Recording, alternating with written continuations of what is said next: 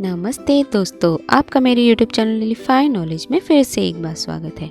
मैं शिप्रा आज आपके लिए फिर से 5 जानकारी लेकर आई हूँ।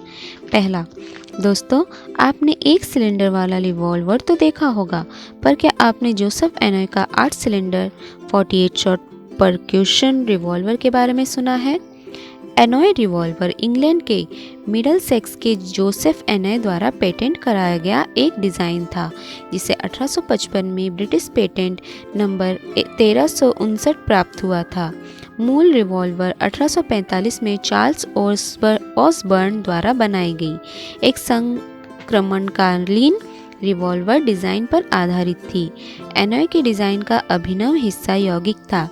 इस विशेष उदाहरण में प्रत्येक रिवॉल्वर सिलेंडर 6 शॉट्स धारण करने में सक्षम है और कंपाउंड मैगजीन व्हील से जुड़े 8 अलग अलग रिवॉल्वर सिलेंडर है, जिससे इस हथियार को 48 शॉट्स की क्षमता मिलती है। यह हथियार एक ही समय में बहुत भारी, असंतुलित और बोझिल है। पत्रिका का पहिया सामने होने के कारण उपयोगकर्ता इस रिवॉल्वर को अपनी जेब में या हॉल्स्टर में नहीं ले जा सकता है। यह बंदूक डिज़ाइन सफल नहीं था। वास्तव में वेब पर उपलब्ध इस बंदूक की अधिकांश तस्वीरें एनॉय द्वारा बनाई गई एक विशेष रिवॉल्वर की है, जो कभी मिस्टर वॉक्स के स्वामित्व में थी। दूसरा, दोस्तों क्या आप जानते हैं जोड़ों के दर्द से राहत के लिए लोग पत्ता गोभी के पत्ते का उपयोग करते हैं। जोड़ों के दर्द को कम करने के लिए गोभी का उपयोग सैकड़ों वर्षों से लोक उपचार के रूप में किया जा रहा है।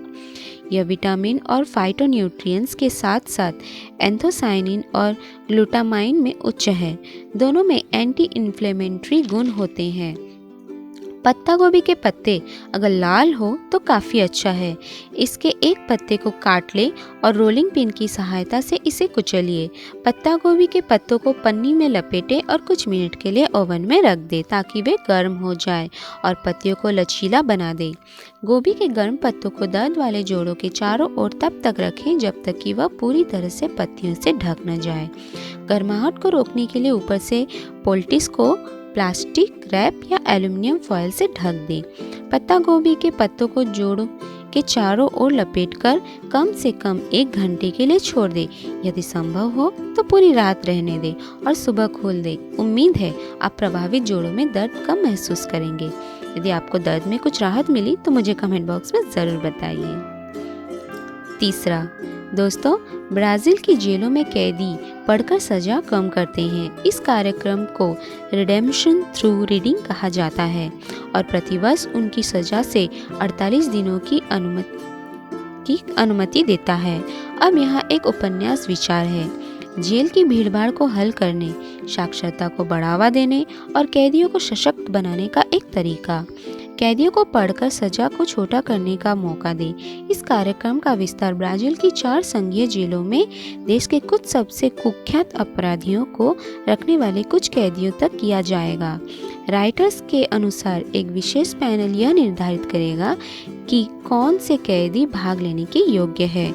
चुने गए लोग साहित्य, दर्शन, विज्ञान या क्लासिक्स के कार्यों में से एक चुन सकते हैं। एक वर्ष में 12 किताबें पढ़ सकते हैं।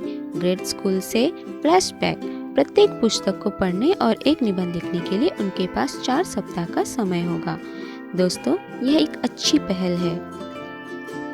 चौथा, दोस्तों क्या आप जानते हैं वैज्ञानिकों ने पालक को मानव हृदय कोशिकाओं में बदल दिया है। भविष्य में आपको हृदय कोशिकाओं को बनाने के लिए विदेशी सामग्रियों का सहारा नहीं लेना पड़ेगा। वैज्ञानिकों ने एक ऐसी प्रक्रिया का आविष्कार किया है जो मानव हृदय कोशिकाओं को काम करने के लिए पालक के पत्तों का उपयोग किया है। टीम ने पालक के माध्यम से एक डिटर्जेंट के घोल को पंप करके उसके पौधों की कोशिकाओं को अलग करके और इसे ज़्यादातर सेल्यूलोज से बने भूतिया खोल में बदलकर शुरू किया।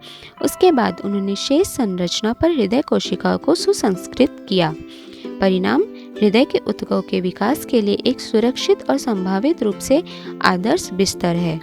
हृदय कोशिकाओं को उत्पन्न करने के मौजूदा दृष्टिकोण जैसे 3D प्रिंटिंग कोशिकाओं को विकसित करने के लिए आवश्यक नसों के अत्यंत जटिल नेटवर्क की नकल करने में अच्छे नहीं है।